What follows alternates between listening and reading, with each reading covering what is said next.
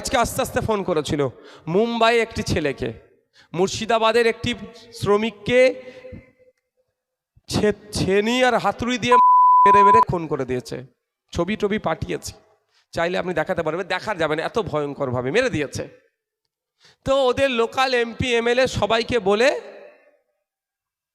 কিচ্ছু কাজ হয়নি। মুর্শিদাবাদের লোক ফোন করছে কাকে? এর জোরে বলেন, ভাঙড়ের বিধায়ককে। অগরপুর পুরুলিয়া অগরপুর থেকে গত রাত্রে আমার কাছে ফোন আসলো। আপনারা খেয়াল আছে ওখানকার আদিবাসী দলিতদের উপরে অত্যাচার হয়েছিল, আমি পৌঁছে গিয়েছিলাম। যদি আমাকে 144-এর গল্প শুনিয়ে আটকে দিয়েছিল, কিন্তু সেখান থেকে গতকালকে ফোন এসেছে, ভাঙড়ের বিধায়ক বলছেন এর থেকে বড় পাওনার কি নেবেন আপনারা?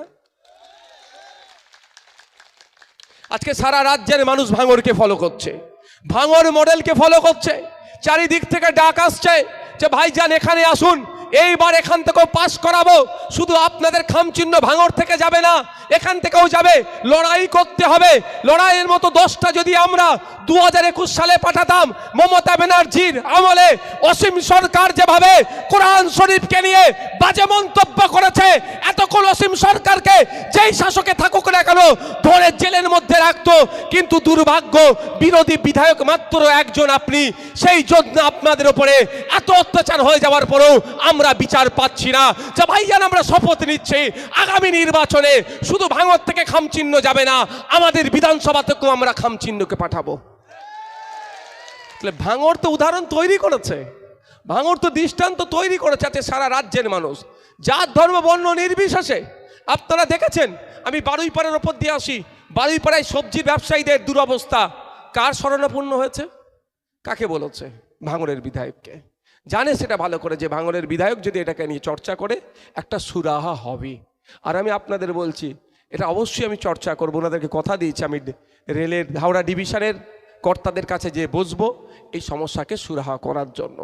তো আপনাদের বললার বক্তব্য এটাই যে আজকে আপনারা যে বীজ বপন করেছেন 2021 সালে, তার সেটা আজকে গাছে পরিণত হয়ে গিয়েছে।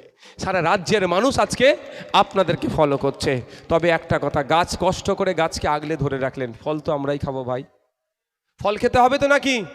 তাহলে কাগে কান নিয়ে চলে গিয়ে কাগের দিকে তাকানোর প্রয়োজন নাই, নিজের কানে হাত দিয়ে তাকান, কান আছে না নাই।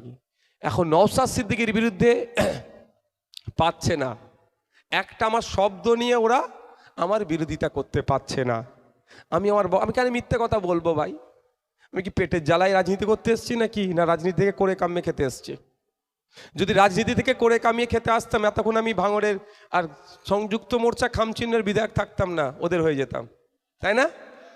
কিন্তু আমি তো ওই ধান্দায় আসিনি, আমি মানুষকে উপকার করার জন্য এসেছি। মানুষ সুযোগ দিলে করব, না সুযোগ দিলেও মানুষের জন্য চিৎকার করব।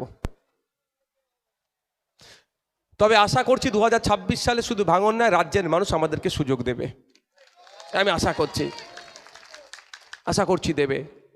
আমাদের কি লক্ষ্য? আমরা কেন পার্টিতে এসেছি? আপনার বাচ্চাটা স্কুলে যাচ্ছে, স্কুলে গিয়ে শুধু মিড ডে মিলটা খাচ্ছে আর চলে আসছে, জিজ্ঞাসা করেছেন পড়াশোনা কেমন হচ্ছে কি হচ্ছে না?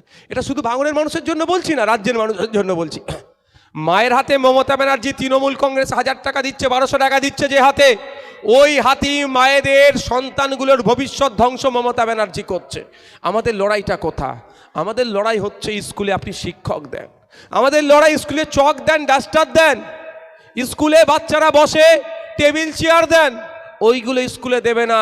তার বদলে কি করছে? খেলা মেলা করে হাজার হাজার কোটি টাকা উড়িয়ে দিচ্ছে। সেখানে যারা আছেন কজনের সমর্থ আছে ভাই বলুন তো বেসরকারি স্কুলে আপনার ছেলেগুলোকে পড়াবেন? আর রাজ্যের মানুষ তো আর্থিকভাবে দুর্বল। রাজ্যের 50% মানুষ সরাসরি কৃষিকাজের সাথে যুক্ত, আর 70% পরোক্ষভাবে, 20% টোটাল জনসংখ্যার 70% প্রত্যক্ষ পরোক্ষভাবে যুক্ত। আর যারা সরাসরি কৃষিকাজে যুক্ত, মাস গেলে 8000 টাকার নিচে ইনকাম, 2টো সন্তান আমি ধরছি।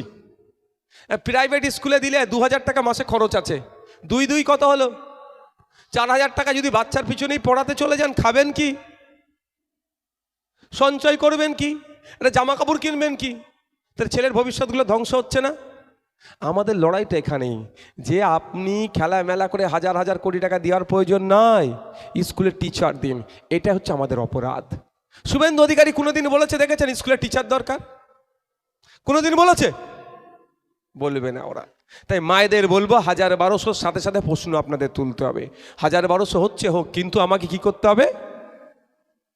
আমার স্কুলের টিচার দিতে হবে। বাচ্চাগুলো যেখানে যাচ্ছে, নাহলে ধ্বংস হয়ে যাচ্ছে ভবিষ্যৎগুলো। আমাদের সাথে তো লড়াই কেন? আমাদেরকে এত তারা ডিস্টার্ব করছে কেন? এত হিংসা ছড়াচ্ছে কেন? আমাদের কথায় কি কোনো হিংসা হবে? এই ধরনের বক্তব্য আমরা দিই? আমাদের তো গঠনমূলক বক্তব্য। আমাদের বক্তব্য এটাই যে এখানে ডক্টর নাই কেন হসপিটালে, মেডিসিন নাই কেন, এক্সরে এখানে হচ্ছে না কেন? এটা এখানে হবে তো? এটাই হচ্ছে আমাদের অপরাধ হয়ে গেছে।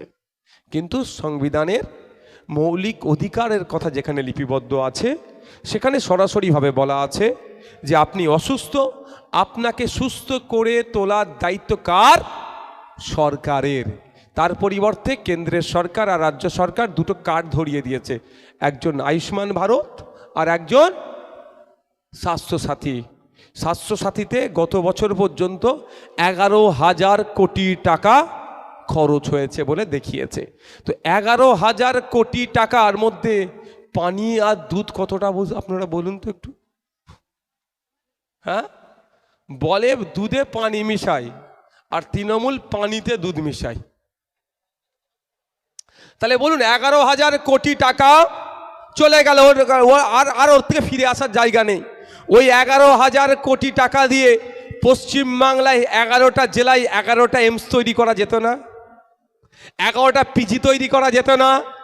11টা আরজিকর তৈরি করা যেত না? এটা ওদের সাথে আমাদের বিস্তর তফাৎ। এই যে আপনাদেরকে বলে দিচ্ছি, স্বাভাবিকভাবে আপনারা প্রশ্ন করবেন, একটা আরজিকর তৈরি হলে অন্তত 100 বছর তো পরিষেবা পাবো। এই 11,000 কোটি টাকা চলে গেলে এর থেকে আর কোনো পরিশেষ গণ চলে গেল, আর ফিরে আসার জায়গা নেই। কিন্তু ওই 11,000 কোটি টাকা দিয়ে 11টা যদি আরজিকর তৈরি করতাম আমরা 11টা জেলাতে, তাহলে আগামী যুগ যুগ ধরে ওর থেকে আমরা পরিষেবা পেতাম। তাই তৃণমূলের সাথে আমাদের এখানেই পার্থক্য, এখানেই লড়াই। লড়াইটা কোথাও আপনাদের বুঝতে হবে। এই লড়াইয়ে পেরে উঠতে পারছে না, ওরা আমাদের সম্পর্কে মিথ্যাচার করছে দুটো বিষয়ে। একটা হচ্ছে যেখানে আইএসএফ ভোট দেবে, ভোট কেটে বিজেপির সুবিধা হবে। আমি আপনাদের বলি, আমি রাজ্যের বিভিন্ন জায়গায় গিয়ে বলি, আইএসএফকে ভোট দিলে বিজেপির ভোট কেটে সুবিধা হবে না। মানুষ যদি আইএসএফকে ভোট দেয়, দিকে দিকে ভাঙর তৈরি হবে। ভাঙরের মানুষ আইএসএফকে ভোট দিয়েছিল, ভাঙর তৈরি হয়েছে, বিধায়ক তৈরি হয়েছে। তাই রাজ্যের মানুষ যদি ভোট দেয়, দিকে দিকে ভাঙর তৈরি হবে। তারপরেও বলছি, এখানে চ্যালেঞ্জটা নয়। আপনারা স্রোতের বিপক্ষে গিয়েছিলেন তো ভাই, এখন গর্বের সাথে বলতে পারছেন তো যে না আমরা ঠিক জায়গায় আছি? এটা আছেন তো? কারণ সারা রাজ্যের মানুষ দেখুন, যেখানে